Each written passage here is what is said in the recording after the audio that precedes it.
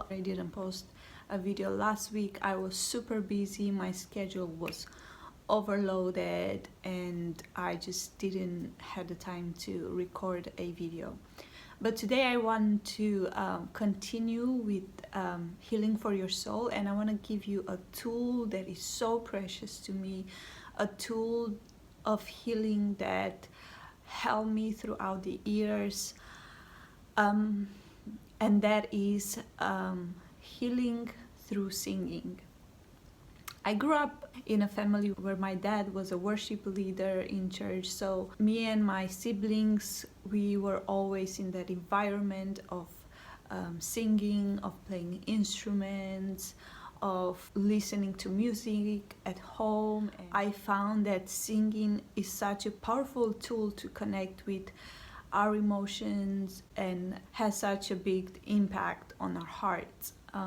There are so many creative ways to receive healing. There is this creative part in each one of us that we can use to receive healing. I believe these gifts that God has given us are ways for us to connect with God, and these are special gifts that we can encounter Jesus more, we can get to know God more, we can get to know ourselves. It's also a way where we can express who we are to God and to the world around us. Every time I sing, I feel like I'm encountering Jesus in a deeper way.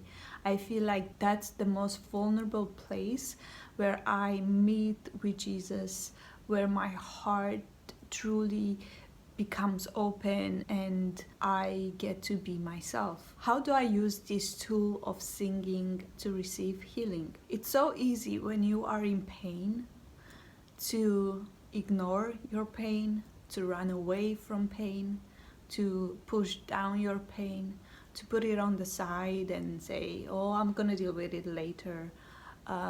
Or maybe to just like, oh, this is life, it is what it is, and I'm just gonna move on and forget about it. This pain at some point or another will come back. I've experienced that so many times. I've been through difficult situations and I experienced a lot of grief, a lot of pain. Ignoring your pain will not help you. Dealing with pain will help you move forward.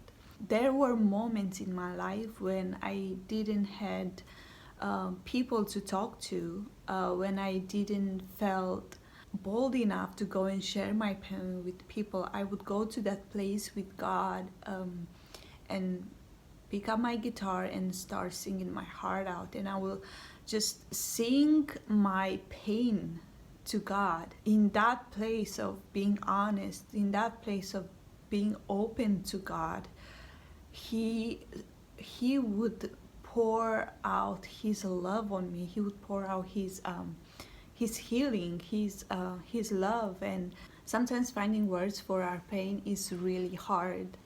I had so many situations where I didn't know how to say it or how to express it, and I can say that God is so faithful to meet you where you're at. God understands you beyond your words, beyond your feelings, and I believe that He so much appreciates your honest heart. This pain can look like unforgiveness, it can look like grief, anger, hate, lack of trusting God, or lack of love. Many times I use these words. God, I feel frustrated, I feel angry, I don't understand where I am struggling, I've been hurt, I've been mistreated, and I am in so much pain, and I don't understand why do I have to go through this. I don't understand this season in my life. I don't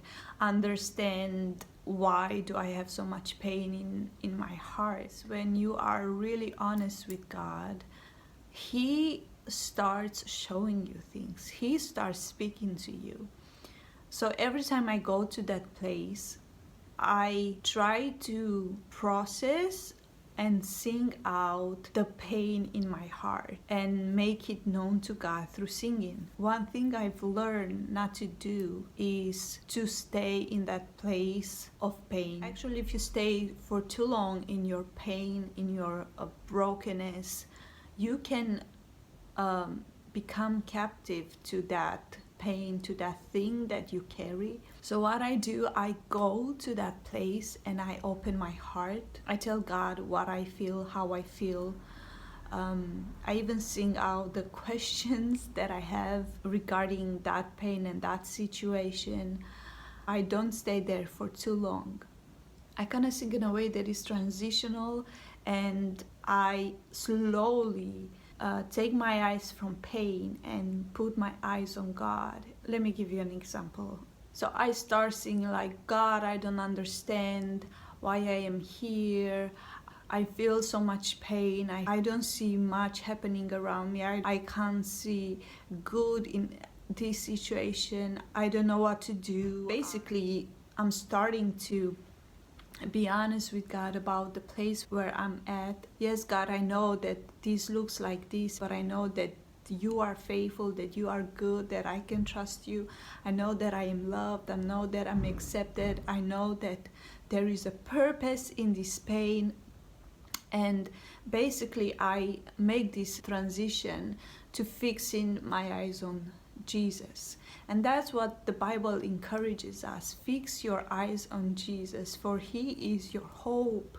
He is our victory. And I'm always making that transition into who God is and His faithfulness, His love, that I may switch from that place of pain, from that place of hopelessness, into the place of hope, into the place of joy. I've learned along the years that pain has a purpose. Pain is always leading us on to the next place where God wants us to be. So what I'm saying is, pain should not be wasted. Don't waste your pain, because your pain is full of purpose. Your pain is a tool in your life to guide you towards the places where God wants you to be. And it sounds weird what I'm going to say, but pain is a place where we can choose to create beauty out of it. I mean, Jesus has done that for us. Out of ashes, He created beauty. And we can create beauty in the midst of our pain. Don't waste your pain.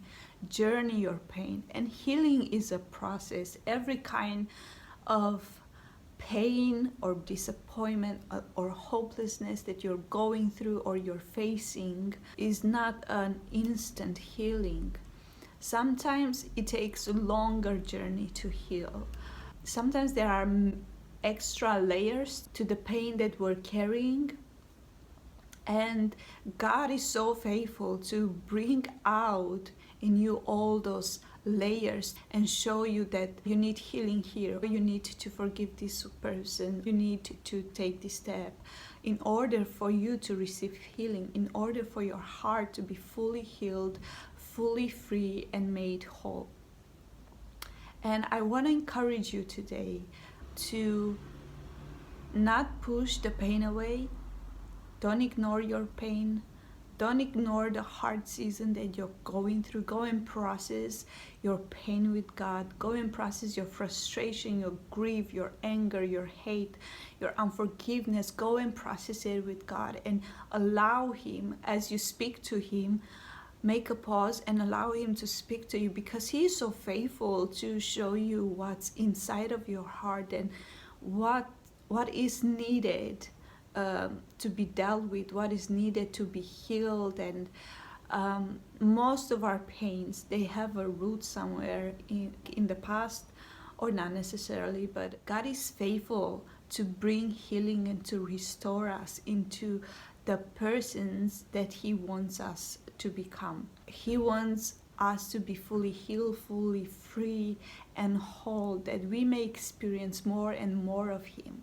And I encourage you to take your pain to Jesus and allow him to heal you. I don't know what is your area where you feel like you're more closer to God. I know for me it's singing, as I mentioned. But I encourage you to go into that place. It can look like dance, it can look like painting, drawing, going for a walk in nature. I think there's so many creative ways to encounter God, and I believe those are unique for each one of us. And I encourage you to go into that place and meet with God. Pour out your pain unto him. Pour out your frustration, whatever you're carrying, that you're struggling in this life. Make it known to the Lord, and he will heal you. He will deliver you. He will bring restoration.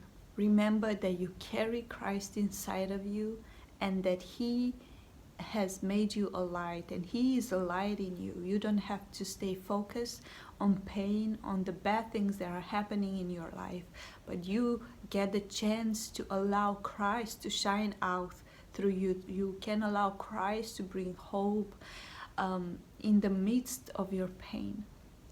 There is so much beauty, and there is so much joy and hope that we can experience.